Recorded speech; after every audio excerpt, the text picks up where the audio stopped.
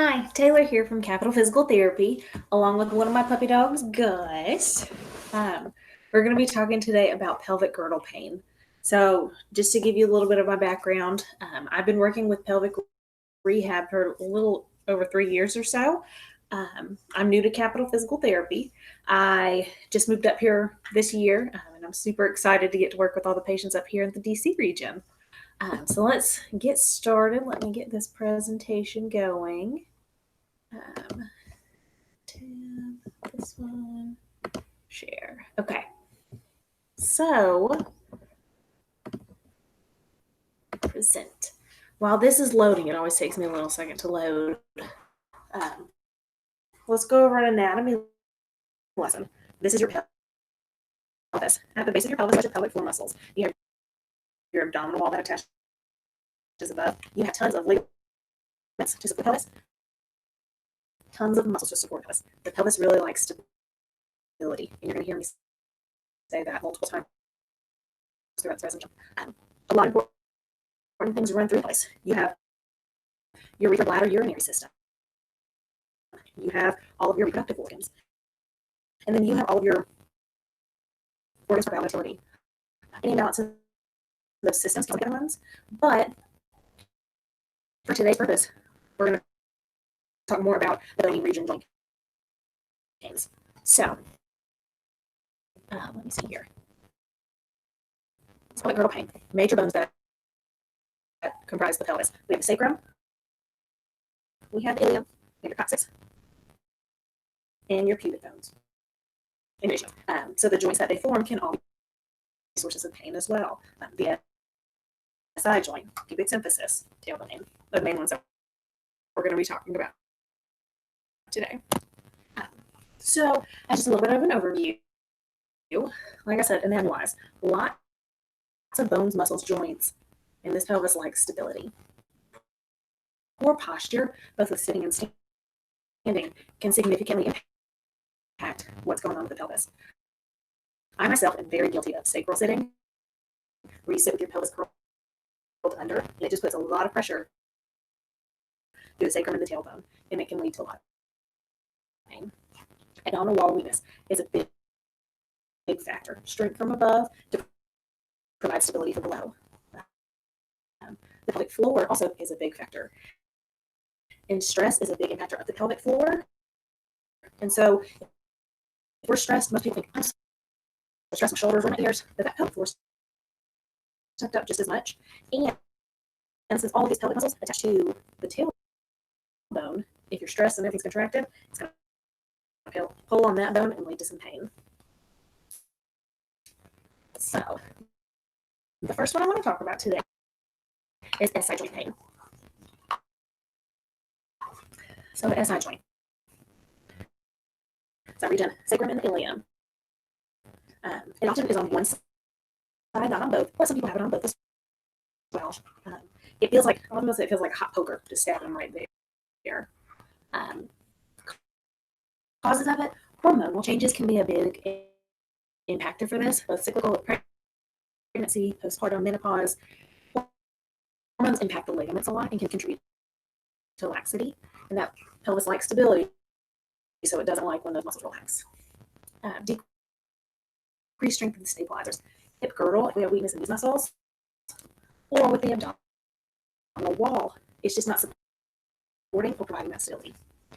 There's also a possibility the SI joint, it can rotate a little bit, and it might appear that one leg might be longer than the other one, and that rotation can lead to pain due to increased forces through the pelvis. Regardless of the source, we want to get you on a good core and hip girdle strengthening program. We got to work on making sure the pelvic floor muscles are relaxed and coordinated, and we might do some manual therapy in the region to attend to the muscles and structures that are a little bit more inflamed. Some people find a lot of benefit, especially women who are pregnant, with the use of an SI stabilization belt, which is what that picture shows. So what it does is it just hugs the pelvis, and it provides compression to the pubic symphysis region as well as to the SI joint. And that compression, it just helps everything feel good, especially if you're pregnant. Pelvis is prepping for delivery, things are getting looser. They just get it's a nice hug to the pelvis, and it feels a lot better. Let's see. Tailbone pain. Okay. Centrally, at the very top of the spine, is your tailbone. Prolonged sitting is one of the biggest things, especially if you're sitting on a hard surface, if you're sitting with your pelvis tucked under. That tucked under is what leads to a lot of, sorry, because it's get fired up over here. So that pressure on tailbone, the prolonged sitting, or sit to stand is another big time when that tailbone starts to hurt. And that's because you're typically sitting and you roll over that point of pressure. Different causes of tailbone pain. You have injury, like a fall. You fall land on your booty, it's probably going to hurt your tailbone. Prolonged poor posturing, like that sacral sitting that I talked about. Increased stress. Like I said, if you're stressed, pelvic muscles tightening up, pulling on that tailbone is going to lead to pain. And that's when you just kind of do pelvic floor checks every now and then. If you're stressed, running around busy, I do it myself because I have a tendency to overcrush the pelvic floor muscles. So treatment.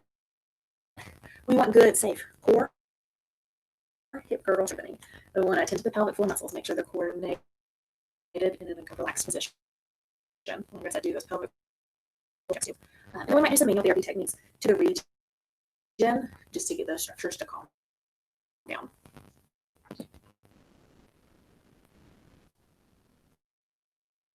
Pubic symphysis pain.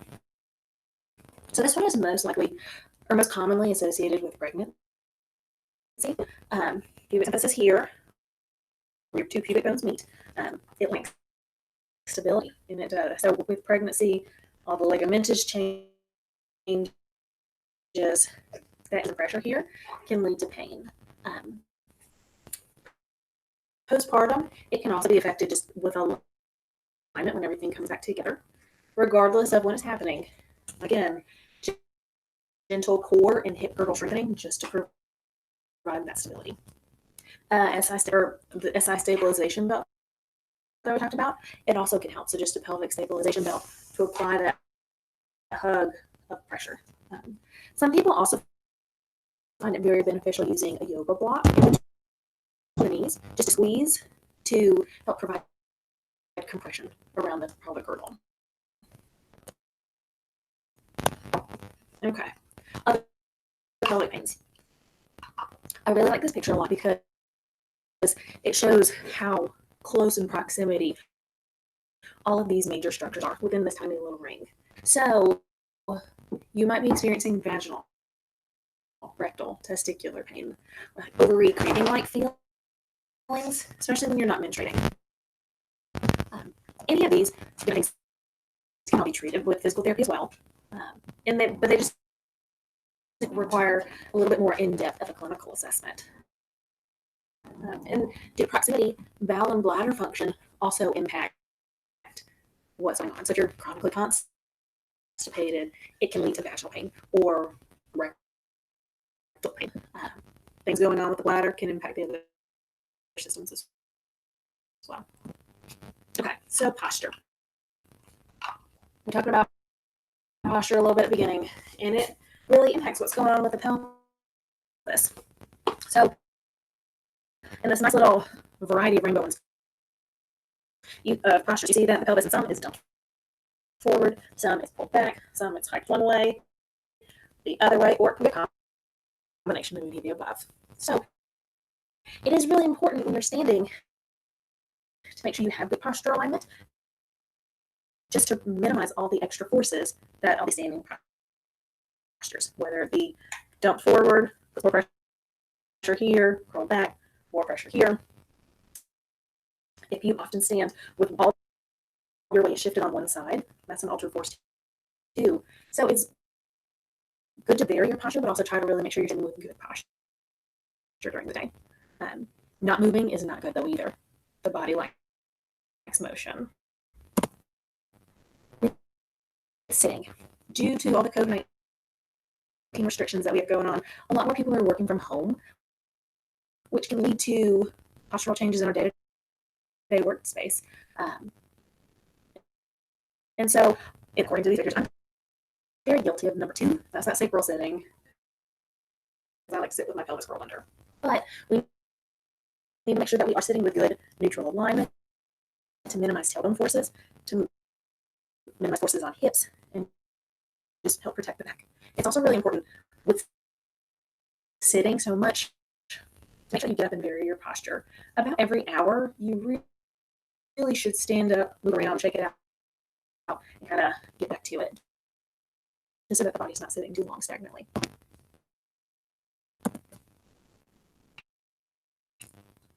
Other good exercises to help attend to the pelvis and all those pains that we talked about are coordination and relaxation exercises. A lot of people ask about Kegels, and some of those, if you do Kegels, do make sure that your pelvic floor muscles fully relax in between each rep, and so that you're not just squeeze, non-stop, squeeze, and then fully relax, just to help minimize that pressure on the tailbone. So another great relaxation exercise that you can do is sitting in a child's pose if it's comfortable. So that top picture, sit out back, stretch out long, really just relax. Same thing with Happy Baby is a great pelvic opener, and it allows those muscles to just completely relax and coordinate. With these, it's really good to do diaphragm breathing with them, just so that the pelvic muscles do have a little bit of increased relaxation and coordination aspect. With that being said, diaphragm breathing. Okay, so I love diaphragm breathing. One of my favorite exercises to get people. It tends to strengthen of the abdominal wall, and it also is great for pelvic floor coordination.